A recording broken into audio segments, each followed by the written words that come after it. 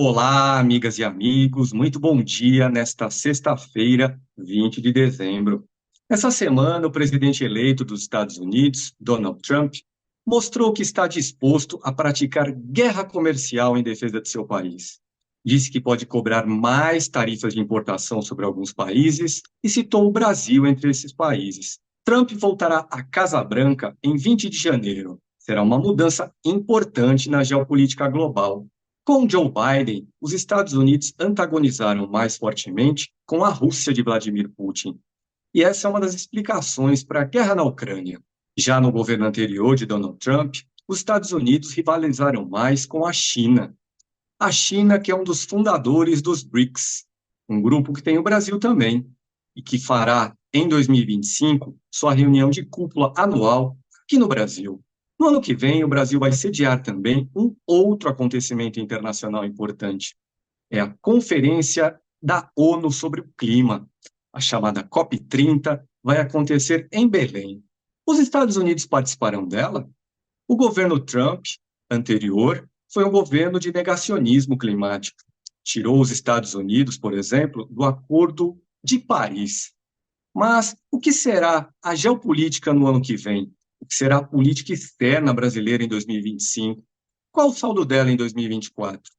É para uma entrevista sobre esses assuntos que eu, André Barrocal, repórter em Brasília, tenho hoje do outro lado da linha, aqui em Brasília também, Mauro Vieira, o embaixador Mauro Vieira, ele que é o ministro das Relações Exteriores. Então, ao senhor ministro, em primeiro lugar, eu agradeço a gentileza de nos atender. Muito bom dia. Muito bom dia, André. Muito obrigado por essa oportunidade de conversar sobre temas tão importantes da nossa política externa. E para aqueles que nos assistem nesse momento, eu deixo aqui os recados tradicionais do início das nossas transmissões. Se você ainda não é um inscrito no canal de Carta Capital no YouTube, inscreva-se agora, clique aí no botão, curta, comente, compartilhe nossos vídeos, compartilhe em especial esse aqui que você está acompanhando. Se você gosta do jornalismo de Carta Capital, mas ainda não é um assinante nosso, torne-se um agora também. Entre no site www.assinecarta.com.br e se informe a respeito das condições de assinatura. E se você tem interesse de fazer perguntas para o nosso convidado, infelizmente hoje não será possível, que essa é uma entrevista gravada. Então, ministro, eu lhe perguntaria inicialmente o seguinte: olhar um pouco para 2025 antes de examinarmos 2024. Mencionei aí o que disse o presidente eleito Donald Trump a respeito de tarifas de importação. O que o senhor imagina que será a relação Brasil-Estados Unidos no futuro governo Donald Trump? Bem, em primeiro lugar, eu espero e acredito que seja uma relação madura, como sempre foi. Este ano nós estamos comemorando 200 anos de relações diplomáticas e do reconhecimento dos Estados Unidos à independência do Brasil, feito que foi muito comemorado nos dois países. Nós temos relações muito maduras e sempre tivemos. Os Estados Unidos é um importantíssimo parceiro do Brasil, comercial, sem dúvida, é o segundo maior hoje em dia, é o primeiro maior investidor no Brasil, mas também um grande parceiro em muitas outras áreas, como educação, ciência, tecnologia, saúde. Eu tenho certeza que as nossas relações bilaterais serão sempre maduras e ambos países defendendo os seus respectivos interesses nacionais. E assim foi nos dois primeiros mandatos do presidente Lula. Ele coincidiu nessa ocasião, nesses dois primeiros mandatos, com o presidente também republicano George Bush, e com ele manteve um excelente diálogo, excelente contato, e as relações bilaterais foram muito ricas e produtivas. Eu tenho certeza que ambos, o presidente Lula e o em breve presidente Trump dos Estados Unidos, agora no segundo mandato também, buscarão os interesses dos respectivos países e que as relações serão positivas. Assim esperamos. E o que o senhor achou em particular dessa posição manifestada nessa semana por Donald Trump a respeito de tarifas de importação? Nós já vemos há algum tempo uma guerra comercial aí entre o Ocidente, com os Estados Unidos e a Europa de um lado, e do outro lado a China. O senhor acha que com Trump essa guerra comercial vai escalar? Olha, nós temos relações comerciais importantes com todos os países e todos os blocos do mundo. Nós temos uma importantíssima relação comercial com a China, com os países do ASEAN, com o Sudeste Asiático, com os países do Golfo, com a Europa, com os Estados Unidos, com o Canadá e com o México, com a América do Sul. O Brasil é um importante ator em todos os palcos e em todos os continentes.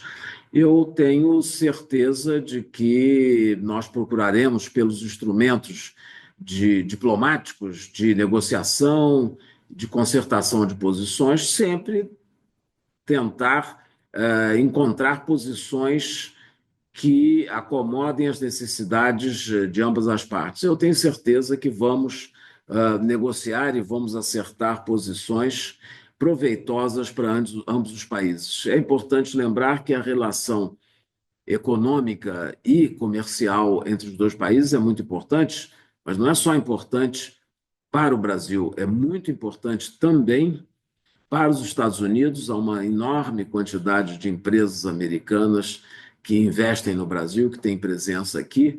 Há investimentos de setores industriais americanos que são extremamente relevantes no Brasil, como, por exemplo, indústria automobilística, farmacêutica e tantas outras.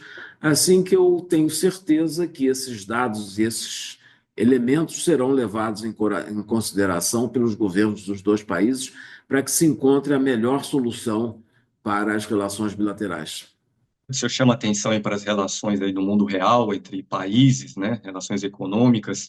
Existem também as agendas de política externa, mas também existe a relação ou não pessoal entre os chefes de Estado. No caso de Lula e Donald Trump, o senhor imagina que essa relação será como? E eu explico a razão de ser dessa minha pergunta. O ex-presidente aqui no Brasil, Jair Bolsonaro, acha, por exemplo, já deu declarações a esse respeito, de que um governo Trump deveria ter uma postura, digamos, áspera, para usar uma palavra elegante, em relação a Lula e ao Brasil. Bom, eu não vejo por que ter relação áspera ou dura. Vamos ver como será a relação. Não se conhecem os dois presidentes. Quando o presidente Lula exerceu os seus dois primeiros mandatos, o presidente Trump ainda não tinha sido eleito, e agora coincidirão um período importante e relevante.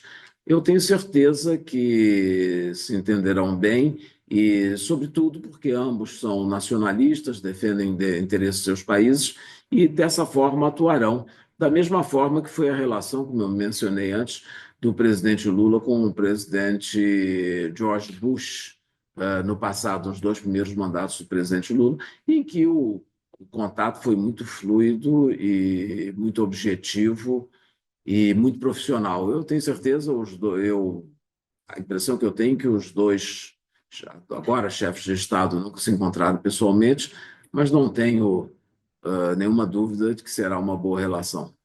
O senhor acredita que é possível que a gente veja uma visita do presidente Lula aos Estados Unidos ou de Donald Trump aqui ao Brasil até 2026? E eu falo de 2026 porque é quando termina o mandato atual do presidente Lula. Olha, tudo é possível. Em diplomacia temos que negociar. O presidente Lula esteve ano passado numa visita oficial aos Estados Unidos, esteve com o presidente Biden. E, enfim, são muitíssimas as visitas, o histórico de visitas presidenciais dos Estados Unidos ao Brasil. Eu acho que havendo condição, havendo possibilidades e havendo disponibilidade sobre todas as agendas, será possível uma visita a um dos dois países. E, ministro, eu mencionei aqui no início do programa que o governo Biden, no plano internacional, antagonizou mais com a Rússia, que essa é uma das razões para a guerra na Ucrânia. O senhor acha que, com Donald Trump na Casa Branca, a guerra na Ucrânia terá que desdobramento? Ela poderá, enfim, ter um fim? Olha, nós esperamos que sim, porque o Brasil é um país que trabalha pela paz. E, ao longo da campanha, a imprensa veiculou declarações do então candidato e agora presidente eleito Donald Trump, de que ele quer colaborar e pôr o fim a esse conflito na Ucrânia. Posição que coincide com a do Brasil. O Brasil e o presidente Lula primeiro se pronunciou sobre o tema, ainda não era nem candidato à presidência da República em 2022, quando houve a invasão russa da Ucrânia. E ele continuou mantendo essa posição e depois se engajando em todos os exercícios e todas as possibilidades de promoção de um entendimento entre as duas partes, que as duas partes se sentem e que conversem, que busquem um caminho, uma solução para esse conflito, que seria indispensável que, no primeiro momento, houvesse um cessar-fogo, ajuda humanitária e negociações, conversas sobre todo o conflito, mas num ambiente, pelo menos, de cessar-fogo.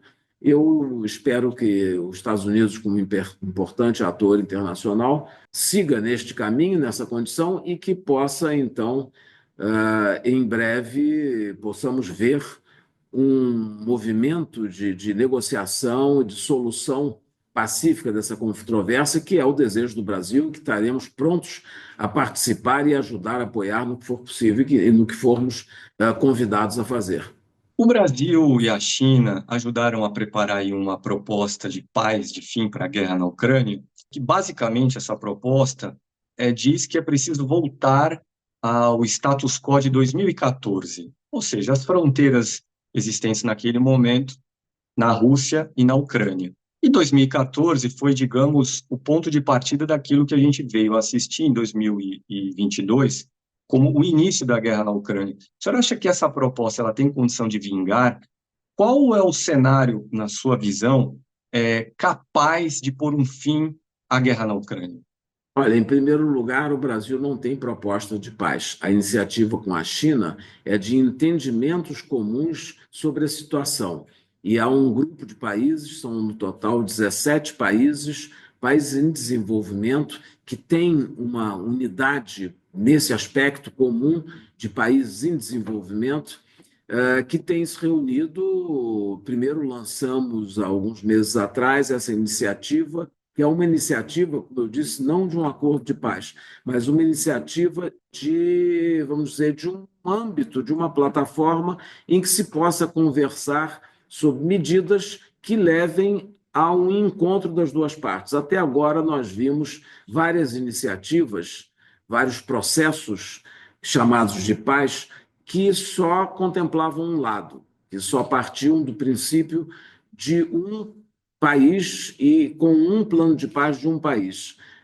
Não nos parece o cenário ideal para uma negociação para um tema dessa dimensão. É necessário que estejam juntos as duas partes diretamente envolvidas.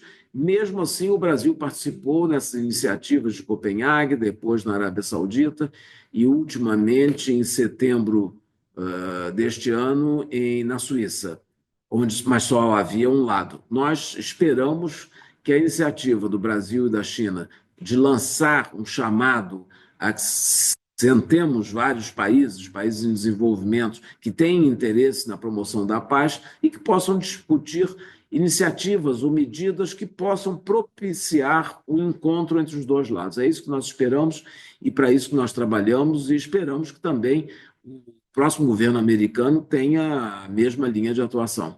E eu aproveito aqui para informar quem nos assiste que nas últimas horas o presidente russo Vladimir Putin disse que está disposto a conversar com Donald Trump. O diálogo entre Putin e Joe Biden é praticamente zero. Ministro, sobre um outro conflito internacional que pode vir a ter aí algum impacto com a troca de comando na Casa Branca. Guerra em Gaza, guerra na Palestina. O que o senhor acha que vai acontecer no conflito árabe-israelense, aí, o palestino-israelense, em 2025? Bom, em primeiro lugar, voltando ao tema anterior, gostaria de dizer que acho uma notícia alvissareira da disposição do presidente Putin de falar e conversar sobre a questão com os Estados Unidos. Acho que isso é muito bom, isso é o sinal de que os esforços internacionais, os múltiplos esforços de vários países, os que eu citei, o do Brasil e da China, podem e devem produzir efeitos. Com relação à questão da Palestina, especificamente de Gaza, a nossa posição é muito clara. Nós condenamos os ataques que classificamos, o próprio presidente Lula classificou de terrorista e o seu governo repetiu isso várias vezes, mas também não podemos concordar com a reação desproporcional de Israel. Há uma violência desmesurada que está levando a um morticínio, que está levando a morte, já levou à morte 42 ou 43 mil pessoas, a maior parte de crianças e mulheres. É inaceitável. O presidente Lula mesmo já disse que o direito à autodefesa não pode ser o direito de vingança. Nós também, nesse aspecto, queremos promover a paz, queremos promover o entendimento, se não fosse por todas as outras razões, pela presença na sociedade brasileira de uma enorme comunidade de origem sírio-libanesa, e isso nos leva a outra parte também do conflito, que é o derramamento, a contaminação da questão entre Israel e a Palestina ao Líbano, como já vimos, e que, por sorte, está relativamente contido nesse momento, e também com a Síria. O Brasil é um país pacífico, inclusive pelos princípios que norteiam a sua política externa, que são princípios constitucionais, e nós queremos promover a paz e o entendimento. Creio que esse é um grande desafio, mas temos que lutar por isso para trazer a paz para essa região do mundo tão importante para todos, não só para o Brasil, especialmente também para o Brasil, pela grande contribuição da comunidade sírio-libanesa à sociedade brasileira, mas também para todo o mundo. É uma encruzilhada, é um cruzamento de culturas e foi uma rota sempre comercial muito importante, historicamente. Nós esperamos que haja uma evolução favorável e que isso seja levado em conta e que se possa também encontrar em breve a paz e a estabilidade. No caso da guerra da Ucrânia, ministro, a troca de presidente nos Estados Unidos pode, pelas razões que a gente já abordou aqui, talvez, quem sabe, acelerar o processo de paz. Mas no caso da guerra em Gaza, talvez haja pistas de que o contrário vai acontecer. Eu lembro aqui, por exemplo, que em seu governo anterior, Donald Trump quis que a embaixada americana fosse em Jerusalém, é uma área em disputa, e não em Tel Aviv. O senhor acha que a posição americana sobre a guerra em Gaza vai mudar a partir do ano que vem? Olha, isso eu não posso dizer, porque isso vai depender de decisões importantes no mais alto nível do governo americano. Eu creio que também decisão de mudar de embaixada, isso é uma decisão de política externa, mas evidente, privativa de cada governo. Eu posso dizer que nós não mudaremos a nossa até o fim do conflito. E quando haja paz, de acordo com todas as resoluções aprovadas no Conselho de Segurança das Nações Unidas. E quando for criado o Estado palestino, que viverá ao lado de Israel em paz e que a Palestina possa ter Jerusalém Oriental como sua capital.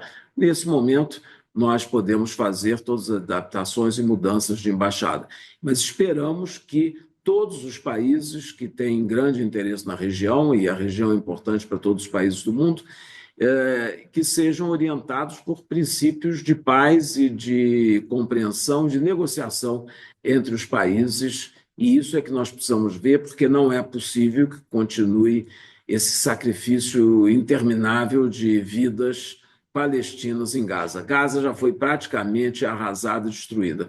Não é possível conviver com isso sem levantar a voz. O senhor acredita, eu até imagino a sua resposta, mas vou perguntar assim mesmo, o senhor acredita na viabilidade concreta no mundo real de solução de dois estados? E eu explico a pergunta antes do senhor responder. Existem tantas décadas de ressentimentos acumulados que me parece que no mundo real é muito difícil de fazer a solução dos dois estados existir de verdade. Não há a minha resposta de que não há solução para esses conflitos sem a solução de dois estados. Não é possível se imaginar qualquer outra alternativa, qualquer outra solução. Da mesma forma que foi criado o Estado de Israel pelas Nações Unidas, tem que ser criado também o Estado palestino, que já existe para o Brasil. Nós, desde 2010, reconhecemos o Estado palestino, decisão do presidente Lula no seu segundo mandato, e creio que o desejável é que o maior número possível, já são 130 países, ou pelo menos um número assim, não me lembro agora o número exato, que reconhecem o Estado palestino. Eu espero que haja que a totalidade dos países das Nações Unidas, membros da ONU, reconheçam em breve o Estado palestino. E só para registrar aqui também, ministro, que na última Assembleia Geral da ONU, o presidente Lula lembrou que o Estado de Israel foi criado pela ONU e saiu do papel logo no início da existência da ONU, enquanto que no caso da criação do Estado palestino, já vemos anos e anos de uma decisão até hoje não cumprida. Por que não foi cumprida até hoje, o senhor acha? Bem, em primeiro lugar, nós temos que lembrar que o Estado de Israel foi criado em 1948 sob a presidência de um brasileiro da Assembleia Geral da ONU, que teve um papel importante, destacadíssimo. Lamentamos que, na mesma ocasião, não tenha sido aprovada a criação do Estado palestino, mas esperamos que seja em breve. Já há resoluções da Assembleia Geral, faltam ainda resoluções do Conselho de Segurança para que a Palestina seja reconhecido como um Estado por todos os membros das Nações Unidas. Já houve um grande avanço na posição da Palestina na participação da ONU, que por enquanto é um Estado observador, mas já dentro de todo o critério inclusive de protocolo das Nações Unidas, já está incluída na rotação dos assentos na Assembleia Geral, já tem direito a intervenções em praticamente ou em todos os órgãos das Nações Unidas. Isso é um avanço lento, lamentavelmente, porque em 1948 foi criado o Estado de Israel. Lamentavelmente, até agora não temos a criação formal do Estado palestino, mas esperamos que em breve seja criado, porque é um desequilíbrio e, como eu disse antes, não há solução para esse conflito sem a criação do Estado palestino, vivendo lado a lado com o Estado de Israel e em paz. E o Brasil tem excelentes relações com Israel e excelentes relações com a Palestina, e faremos tudo que esteja ao nosso alcance para promover essa solução. E eu mencionei aqui, ministro, o discurso do presidente Lula na Assembleia Geral da ONU desse ano, a Assembleia foi em setembro. Na passagem pelos Estados Unidos, em razão da Assembleia Geral da ONU, o presidente brasileiro defendeu algumas ideias que, em seu conjunto, significam uma reforma ampla da ONU. Não defendeu apenas mudar, por exemplo, o Conselho de Segurança para dar mais voz e assento a outros países. Ele deu a entender, por exemplo, que o Brasil talvez viesse a propor a convocação de uma convenção para redesenhar o sistema ONU. Essa ideia irá adiante? O Brasil vai fazer formalmente essa proposta em algum momento? Olha, o presidente tem, desde os seus dois primeiros mandatos, sido muito crítico da situação atual das Nações Unidas e da paralisia do multilateralismo em geral e proposto, como foi um dos eixos da nossa presidência do G20, a reforma da governança global. E o presidente disse já mais de uma vez que precisa o Conselho de Segurança e as instituições financeiras de Bretton Woods, os bancos internacionais de desenvolvimento e as Nações Unidas, os métodos de trabalho e o seu Conselho de Segurança precisam de reforma. O presidente, agora no G20, lançou sim um chamado à revisão da Carta das Nações Unidas, da Carta de São Francisco, segundo o seu artigo 109, que prevê as possibilidades de revisão. É chegado o momento da revisão. Isso foi um primeiro passo, porque foi a primeira vez que se falou, e agora é muito simbólico que seja 80 anos depois da criação. Nós, em 2025, estaremos celebrando 80 anos das Nações Unidas. Para que ela seja uma instituição permanente, perene, ela precisa se adaptar aos tempos. E, portanto, é importante que, pelo menos, uma primeira voz se levante formalmente propondo no ambiente do G20, mas no G20 estão representadas todos os países importantes e relevantes e grandes economias do mundo, e todos, evidentemente, membros das Nações Unidas. Portanto, creio que o eco do G20 chegue à Assembleia Geral e chegue ao Conselho de Segurança da ONU e que se pense firmemente numa conferência de revisão da Carta de São Francisco. O senhor mencionou aí o G20, reunião de cúpula do G20, que aconteceu no Brasil nesse ano. Qual o senhor diria que foi o saldo da nossa política externa em 2024? Talvez o G20 tenha sido o ponto alto dessa nossa política externa, não? Bem, sem dúvida, a política externa do presidente Lula é voltada para a recuperação dos espaços do Brasil no exterior. E ele reverteu totalmente a situação desde janeiro de 2023. Em 2 anos, agora nós estamos praticamente no meio do mesmo, dentro de uma semana ou de 10 dias, estaremos na metade do mandato do presidente Lula, e eu creio que as conquistas diplomáticas foram muito grandes e muito importantes. Em 2000, para não citar e não fazer um relato histórico do que aconteceu em 2023, mas só em 2024 o Brasil teve a possibilidade de presidir os BRICS, que é um importantíssimo mecanismo criado em decorrência da grande crise financeira de 2008, 2009, e o resultado foi muito positivo, foi uma grande conquista do presidente Lula pessoalmente e do seu governo, porque ele esteve desde o início do seu governo muito preocupado e muito interessado nessa realização da reunião do G20 no Brasil. Foi muito importante porque nós conseguimos implementar 3 grandes iniciativas que fazem parte da essência da nossa política externa.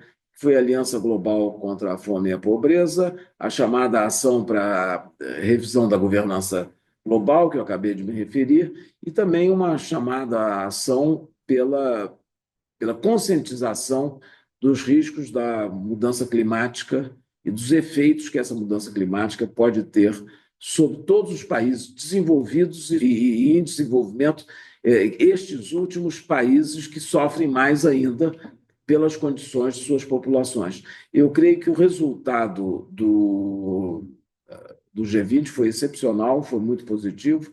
Nós tivemos o apoio unânime de todos os países membros a essas iniciativas brasileiras e esperamos que esses temas sejam tomados pela presidência atual, que é da África do Sul, que sejam levados avante. Essas são as nossas expectativas em decorrência dos nossos encontros e as nossas conversas todas com os sul-africanos, e isso representa a visão de países em desenvolvimento, de países do Sul, porque tivemos uma feliz coincidência de 4 países na presidência do G20 em seguida, desde a Indonésia, a Índia, o Brasil e agora a África do Sul. Portanto, durante 4 anos, nós tivemos a ocasião de trabalhar em conjunto com países que têm visões e preocupações semelhantes, que são países em desenvolvimento, países do chamado Sul Global.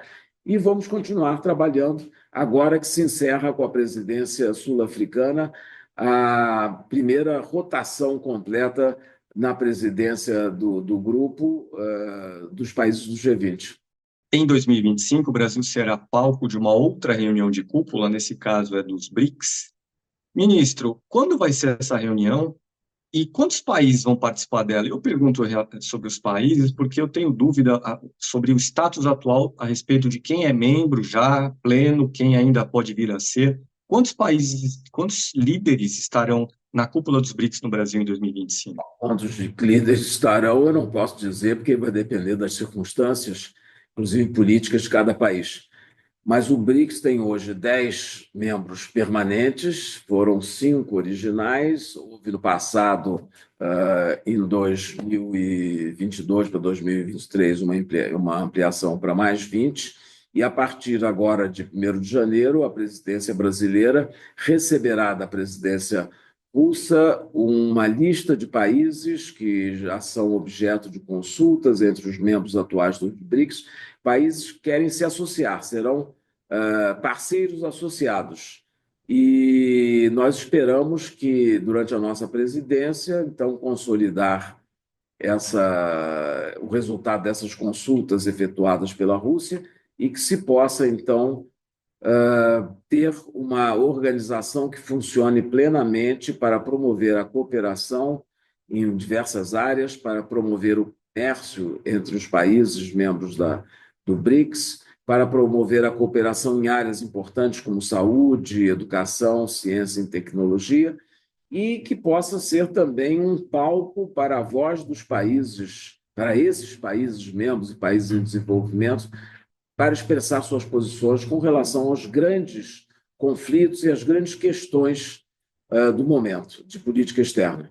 A ampliação dos BRICS nesse ano, a partir da cúpula realizada na Rússia, teve mais um capítulo de uma relação que, ao longo de 2024, foi se deteriorando, uma relação do Brasil com a Venezuela. Como o senhor diria que termina em 2024 essa relação entre Brasil e Venezuela e o que esperar dela a partir de 2025? A relação do Brasil com a Venezuela não termina em 2024 nem em 2025. É uma relação de estados permanentes e constantes. Nós temos quase 200 anos, acho que são 185 anos de relações bilaterais. É um país vizinho importante com o qual nós continuaremos a manter relações em virtude dos grandes interesses que há pela longa fronteira na região amazônica, o número grande de brasileiros vivendo na Venezuela, cerca de 20 mil, e mais de 500 mil venezuelanos no Brasil, e interesses de investimentos privados do setor empresarial brasileiro na Venezuela. A sua referência à cúpula do BRICS na Rússia não era para decidir da ampliação, e não era esse o objetivo, e não foi decidido nenhuma ampliação nesse momento. Os 10 países membros continuam a ser os 10 que estão hoje como membros plenos. O que houve em Kazan foi decisão sobre condições e princípios que seriam indispensáveis de serem adotados pelos países candidatos a futuros membros na organização, que foi feito, e foi circulada também um princípio de uma consulta entre os países que se postulavam como membros para serem discutidos pelos países membros. A Rússia terminou agora essa consulta sobre as possibilidades dos próximos países membros, que não serão membros plenos, serão membros associados. E vai nos entregar isso agora no início da nossa presidência, e nós continuaremos a trabalhar nesse sentido. Ministro, último tema aqui, caminhamos para o fim da entrevista. COP30 em Belém. O Brasil fará uma COP30 exitosa, bem-sucedida? E antes do senhor responder, uma contextualização para quem nos assiste, motivo da pergunta, que existem alguns desafios logísticos, por exemplo, para a realização da COP. Preciso providenciar mais acomodações para quem virá participar, preciso garantir que a logística aeroportuária funcione também. A COP30 vai ser um sucesso, ministro? Eu não tenho dúvida que será um sucesso. O meio ambiente, a política ambiental é um elemento fundamental da política doméstica e da política externa do governo do presidente Lula e dele pessoalmente. Aliás, ele, como presidente eleito, esteve na COP27 em Sharm el-Sheikh, no Egito, e declarou isso. Inclusive, foi quando ele lançou a candidatura do Brasil para sediar a COP30 e declarou que seria em Belém, e aonde ele fez um discurso memorável em que ele delineou toda a sua política ambiental com grandes reflexos na política externa brasileira. Eu tenho certeza que sim, que será um grande evento. Nós estamos trabalhando já desde o início do governo do presidente Lula neste sentido.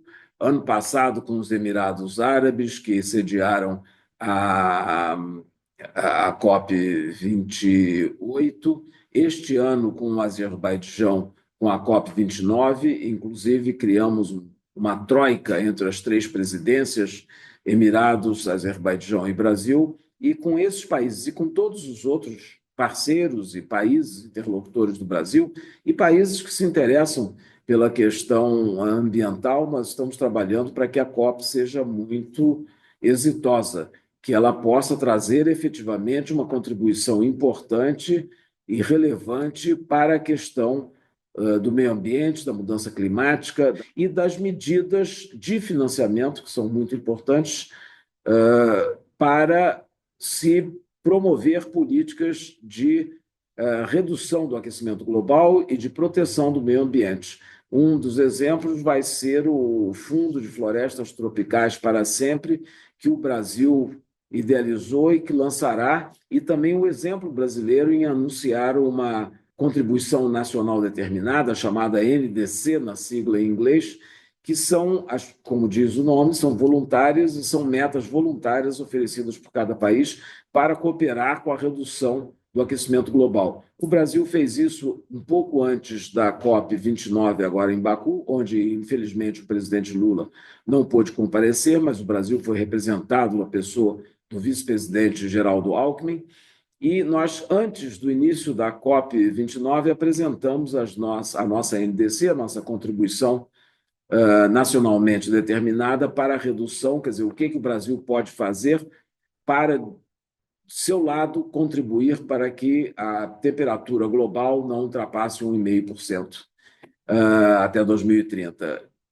Creio que isso servirá de exemplo. Estamos fazendo também um chamado à ação a vários países para que sigam esse exemplo e façam declarações e contribuições ambiciosas e que possamos, então, chegar na COP29 com uma situação muito melhor, mais confortável e deixar uma contribuição importante para a questão climática. Última pergunta para encerrar, ministro. Nesse momento, que sinais vêm dos Estados Unidos sobre a participação daquele país na COP30? E eu pergunto isso porque o ano que vem terá Donald Trump como presidente dos Estados Unidos novamente e a posição dele na questão climática não coincide com as posições brasileiras.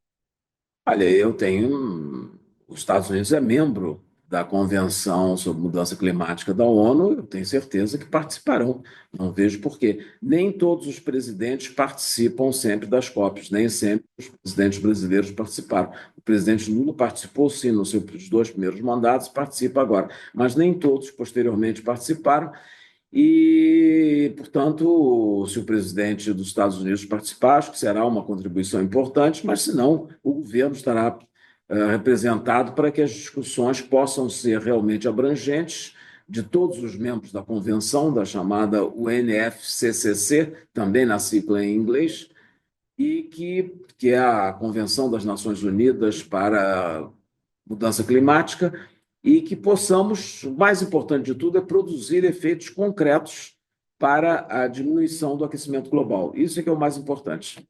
Perfeito, ministro. Então, com essa sua resposta, eu gostaria de encerrar nossa entrevista e de mais uma vez agradecê-lo pela gentileza de ter atendido aqui ao nosso pedido. Muito obrigado. Muito obrigado a você, bom dia novamente, agradeço o seu convite, estou sempre à disposição. Muito obrigado.